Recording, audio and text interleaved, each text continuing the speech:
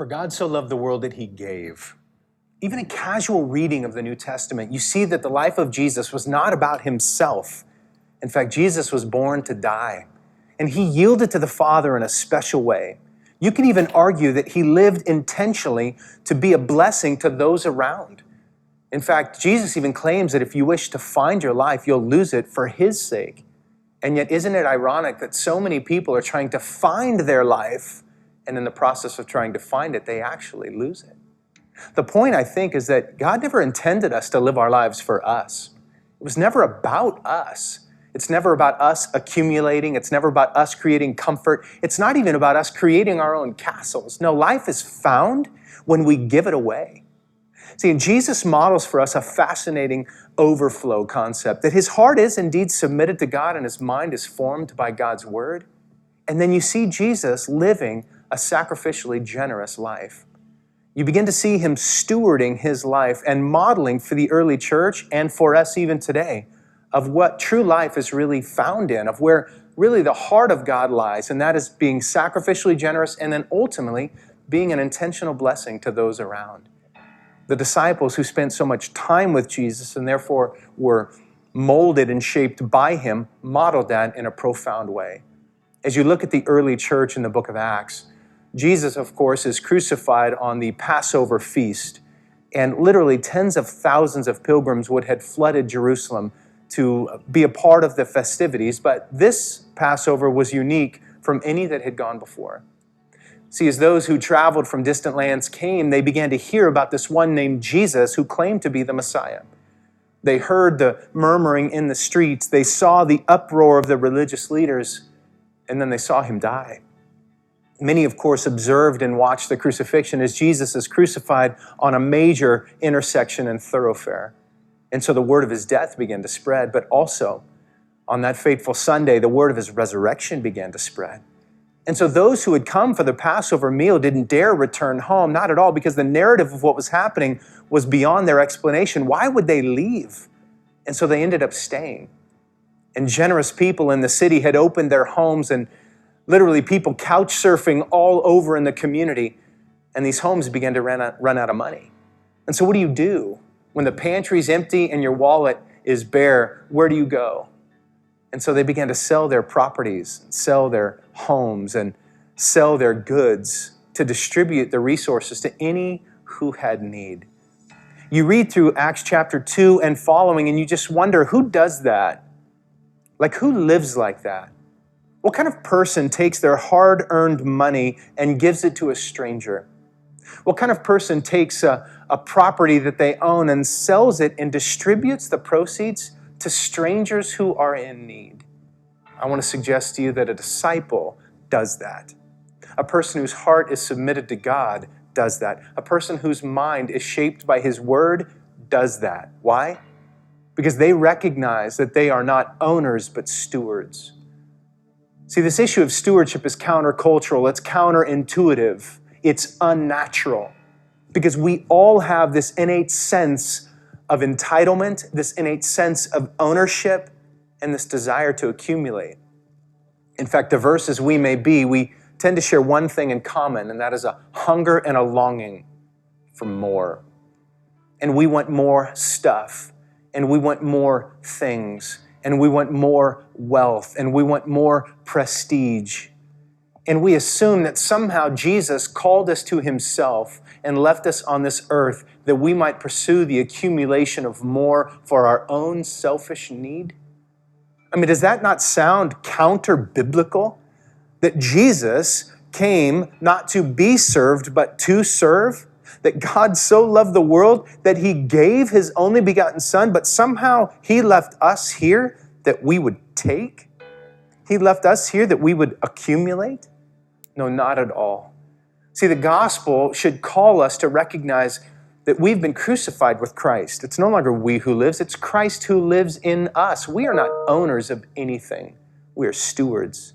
See, the Lord owns the earth and all that is in it. The Lord owns the cattle on 1,000 hills. Everything we have is already his.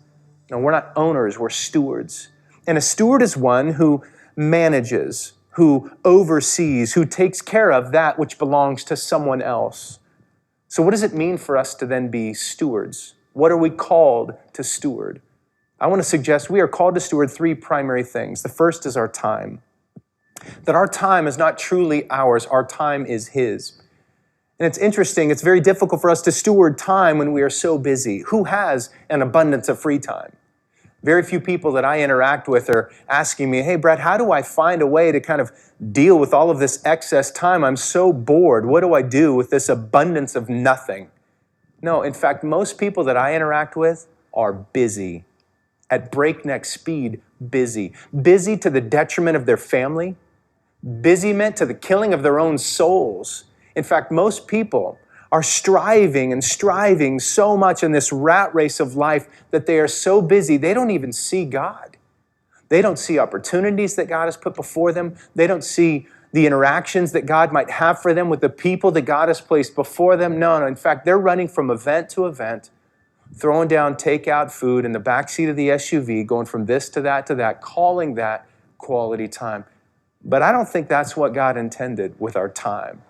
In fact, I think He's called us to be stewards, that we might see the opportunities that are out there, see the people that God puts in our life, not as distractions that are interrupting us from our schedules, but opportunities.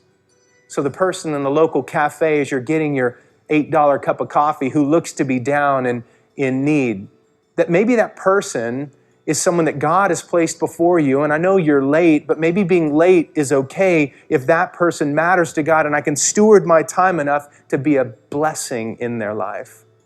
Maybe we need to steward our time better. Maybe we need to consider our talents as something we should steward. For many people, it's an area of tremendous weakness finding out what our talents are. Most people don't know. But I think it can be a very basic thing to figure out who I am, who God's made me to be, and maybe how I could use that for the betterment of others.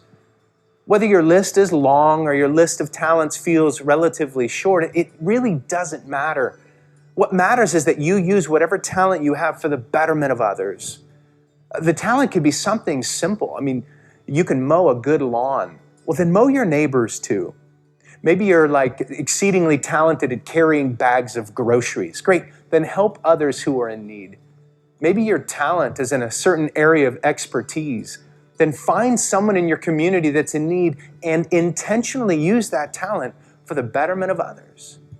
And when it comes to our treasures, stewardship of treasures is so difficult for so many because materialism is a root sin in almost all of us. That we tend to think that we're accumulating stuff for ourselves, but really the treasures that we have been entrusted to us by God, that we would give them away. The irony of that, right, is that real life, true life, the real heart of God comes when we give it away. Not when we hoard it for ourselves, building bigger barns that we might store more of our stuff. No, it's about using it for the betterment of others. And it can be very practical. I mean, it might be for you that you've got a living room that's the size of like a football stadium. Great, so invite a church to come over and use it now and again. Let the kids run around and booger up the carpet. Who cares? Invite them over and steward the stuff that you have. Maybe you say, hey, look, I've got a cabin up in the woods somewhere. And you know what? This family's in need. I'm going to let them go and get some time away. What a blessing that would be. You know, it's interesting. You get to experience generosity in a profound way as a pastor, as people come and say, hey, I want to do something for said family. Can you be the conduit?